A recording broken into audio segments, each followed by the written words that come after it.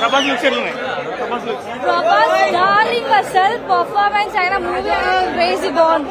ఇంకా చాలా భయం వేస్తుంది. క్రేజీ మూవీ ఓవరాల్ సలార్ వేరే లెవెల్ మూవీ అసలు. సెకండ్ హాఫ్ కోసం వెయిట్ చేస్తున్నా. థ్యాంక్స్. అడుగుతా బాహుబలి 1 బాహుబలి 2 ఆల్రెడీ అందరూ చూసి క్లియర్ అయిపోయింది. బాహుబలి 1 మించింది, బాహుబలి 2 వచ్చింది, బాహుబలి 2 నుంచి మించిన వచ్చింది సలార్ వచ్చింది, సలార్ ని మించి వచ్చి కల్కి వచ్చేసింది. ఆల్రెడీ బొనల్ పండుగ కొన్ని రోజులు ఉందంటారు, ఆల్రెడీ లేదు. బొనల్ పండుగ స్టార్ట్ అయిపోయింది ఆల్రెడీ. అన్ని థియేటర్ లో చూసుకురు, అన్ని ఆల్మోస్ట్ 4 నుంచి 5 డేస్ మొత్తం ఫుల్ అయిపోయింది. లాస్ట్ ఒక సీన్ ఉంది, భైరవ అనే ఒక సీన్. భైరవ అని రాగానే ఆ చక్రం అనేది వచ్చేసే వరకు అందరు బాంబ్స్ లేచిపోయినాయి అందరికి. సో నేను కూడా ఒకటి చెప్తున్నా, మీరు అందరూ ఫస్ట్ ఇంటర్వ్యూ చేసే ముందు మీరు కూడా ఒకసారి మీరు అందరూ సినిమా తీసుకోండి. చాలా మంచి పిక్చర్ ఉంది.